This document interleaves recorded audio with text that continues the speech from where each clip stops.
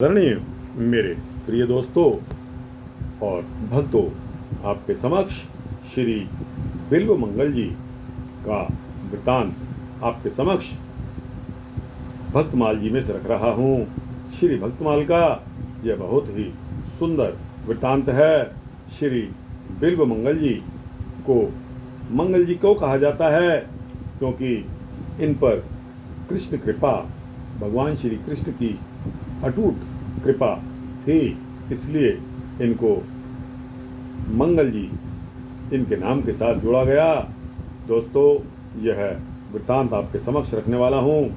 उम्मीद करता हूँ कि श्री भक्तमाल के इस वृत्तांत में आप मेरा साथ देंगे अंत तक। तो दोस्तों, आइए इस वृत्तांत को शुरू करते हैं। करुणामृत सुख वित्त जुक्ते अनुच्छिष्ट उचारी, रसिक जनन जीवन जू हृदय हारावले धारी। हर पकड़ायो हाथ बहुर तह लियो छुटाई, कहा भयो कर छुटे बदों जो हियते जाई। चिंता मन संग पाए कै, ब्रज बधू केल बरनी अनूप। कृष्ण कृपा को पर प्रगट, बिल्व मंगल मंगल स्वरूप। भगवान श्री कृष्ण के परम कृपा मात्र श्री बिल्व मंगल जी इस संसार में प्रत्यक्ष मंगल कल्याण के स्वरूप थे। विश्व का मंगल हो, विश्व का मंगल ही बिल्व मंगल के रूप में आकर प्रकट हो गया। आपने श्री कृष्ण करणामृत नामक सुंदर काव्य का निर्माण किया, जिसकी उक्तियां सर्वथा नई हैं, दूसरे कवियों की झूठी नहीं हैं, यानी कि दूसरे कवियों की इन्होंने नकल नहीं की है। प्रेम भक्ति से प्रकट सहज एवं दिव्य उद्गार हैं। श्री कृष्ण करणामृत रसिक भक्तों का जीवन प्राण है। उन्होंने इसे कई लड़ियों के हार के समान अपने हृदय में धारण किया है।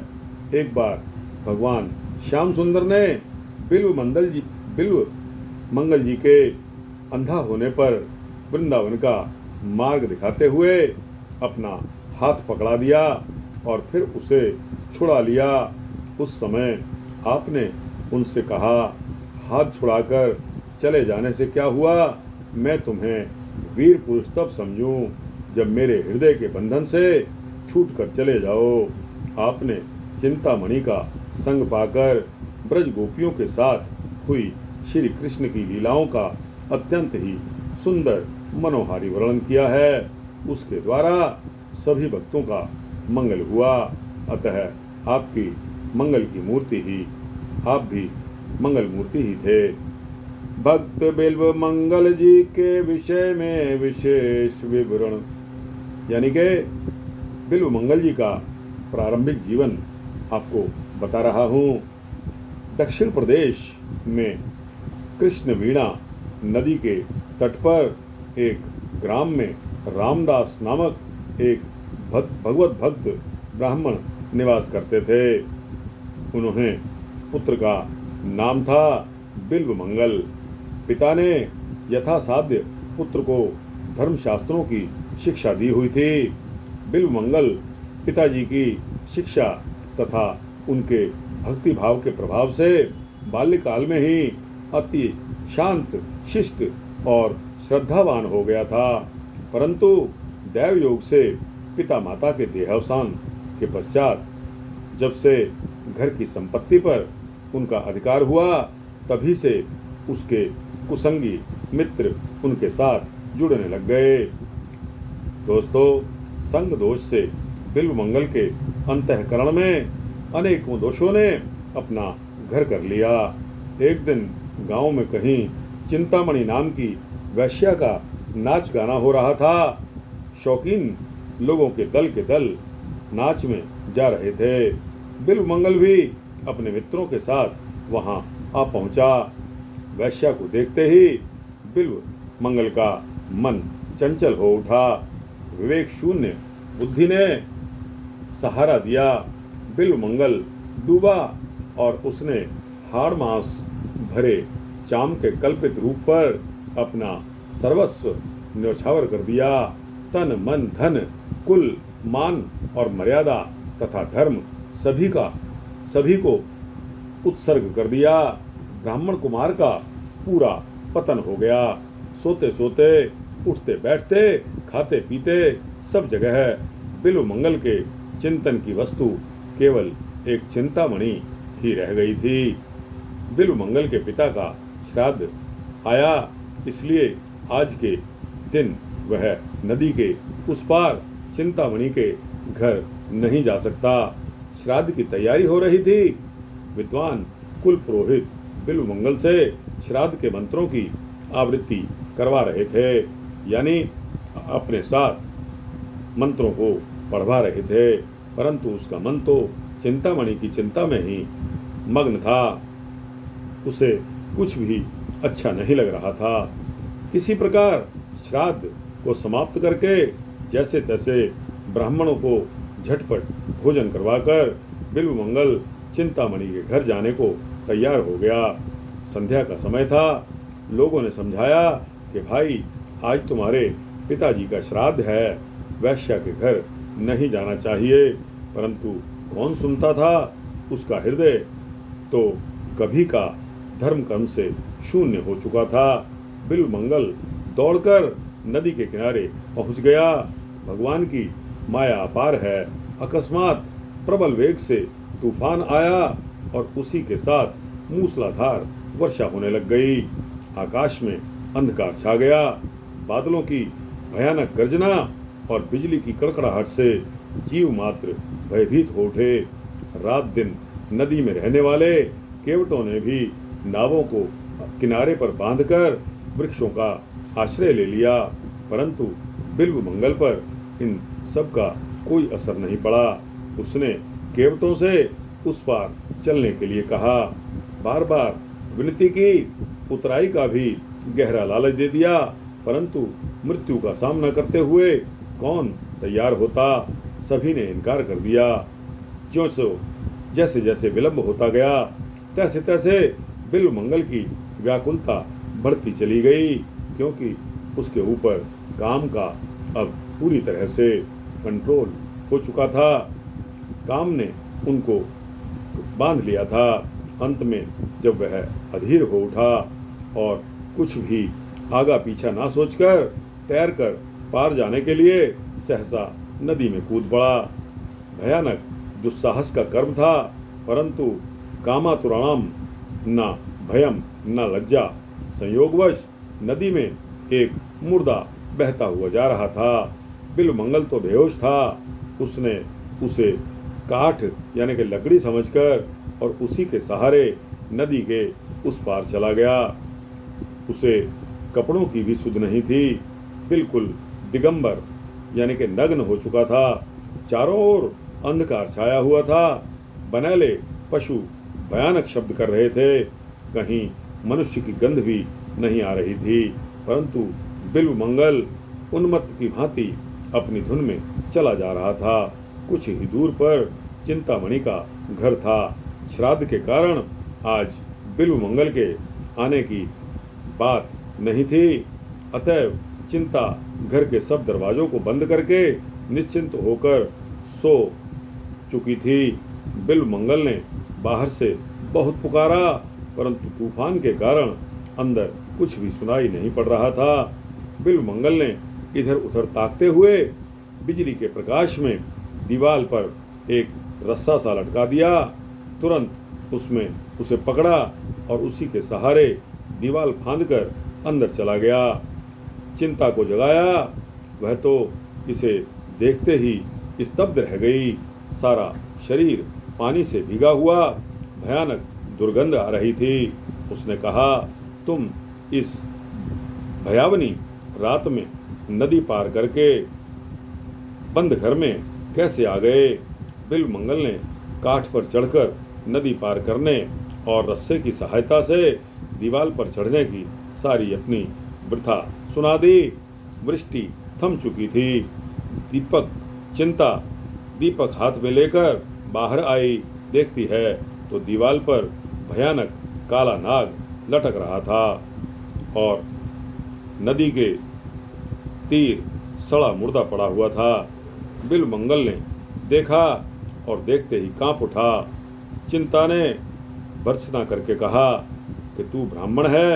अरे आज तेरे पिता का श्राद्ध था, परंतु एक हाड़ मांस की पुतली पर तू इतना आसक्त हो गया कि अपने सारे धर्म कर्म को तिलांजलि देकर इस डरावनी रात में मुर्दे और सांप की सहायता से यहाँ दौड़ा आया। तू आज जिसे परम सुंदर समझकर इस तरह पागल हो रहा है, उसका भी एक दिन तो वही परिणाम होने वाला है जो तेरी आंखों के सामने इस सड़े हुए मुर्दे का है। धिक्कार है तेरी इस नीच वृत्ति को। अरे यदि तू इसी प्रकार उस मनमोहन श्याम सुंदर पर इतना आसक्त होता, यदि उससे मिलने के लिए इस तरह छटपटाकर दौड़ता, तो अब तक उसको पाकर तू अवश्य ही कृतार्थ हो चुका होता। वैश्या की वाणी ने बहुत बड़ा काम कर दिया। बिल्वमंगल चुप होकर सोचने लगा। बाल्यकाल की स्मृति उसके मन में जागृत हो उठी। पिताजी की भक्ति और उनकी धर्म परायणता के दृश्य उसकी आंखों के सामने मूर्तिमान होकर नाचने लगे। बिल्वमंगल की हृदय तंत्री नवीन सुरों से बज उठी। विवेक की अग्नि का प्रादुर्भाव हो गया। भगवत प्रेम का समुद्र उसके अंदर उमड़ पड़ा और उसकी आंखों से अश्रुओं की धारा बहने लगी। बिल्वमंगल ने चिंतामणि के चरण पकड़ लिए और कहा कि माता, तूने आज मुझे दिव्य दृष्टि दे दी है और इतना ही नहीं, दिव्य दृष्टि देकर कृतार्थ भी कर दिया है। मन ही मन चिंतामणि को गुरु मानकर प्रणाम करके और उसी क्षण जग चिंतामणि की चारु चिंता में निमग्न होकर उन्मत्त की भांति चिंतामणि के घर से निकल पड़ा। बिल्वमंगल के जीवन नाटक की यवन का परिवर्तन हो गया। दोस्तों, जब किसी को कुछ ठेस पहुंचती है, सबक मिलता है, लेसन मिलता है, अक्ल ठिकाने आ जाती है। दोस्तों, इस सारी घटना का श्री प्रियादास जी, जो कि इस भक्तमाल के टीकाकार भी हैं, उन्होंने अपने कवित्व में इसका वर्णन कुछ इस तरह किया है। दोस्तों, आपको सुनाता हूँ। कृष्ण वेना तीर एक द्विज मति धीर रहे, हुए गयो अधीर संग चिंतामणि पाए के। कृष्ण वेना तीर एक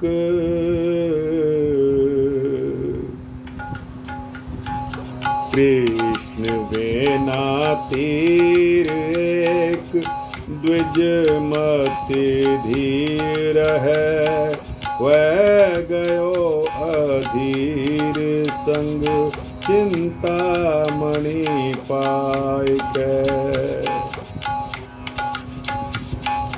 तजी लोक लाज हिये, वाही को जुराज भयो, निश दिन काज वह रहे घर जाय के। पिता को सराध नेक, रहो मन साध दिन। शेष में आवेश चलो, अति कुलाय के। नदी चढ़ी रही भारी, पैये ना अवारी। नाव भाव भर्यो हियो, जियो जात ना भिजाय के। करत विचार बारी धार में न रहे प्राण, ताते भली धार नेत्र सन मुख जाइए। परे कूद नीर कछु सुधि ना शरीर की है। वही एक पीर कब दर्शन पाइए। पैयत न पार तन हार भयो बूढ़वे को। पैयत न हार तन हार भयो बूढ़वे को। मृतक ने हार मानी नाव मन भाइये। मृतक ने हार मानी नाव मन भाइये। लगे किनारे जाए चले पग धाए। चाय आए पट लागे निश आधी सो बिहाइये। लगे किनारे जाए चले पग धाए। चाय आए पाय पट लागे निश आधी सो बिहाइये। अजगर घूम झूम भूमि को परस कियो। ल्योई सहारो चढ़ो छात पर जाए के। अजगर घूम झूम भूमि को परस कियो। ल्योई सहारो चढ़ो छत पर जाए के। ऊपर किवार लगे पर्यो कूद आंगन में। गिर्यो यो ना गरत गिर्यो यो गरत। रागी जागी सौर पाए के। ऊपर किवार लगे पर्यो कूद आंगन में। गिर्यो यो गरत रागी जागी सौर पाए के। दीपक बराए जो पे देखे बिल्व मंगल है। दीपक बराए जो पे देखे बिल मंगल है। बड़ोई अमंगल तू कियो कहाँ आए के। जल अनहवाए सूखे पट पहराए हाय।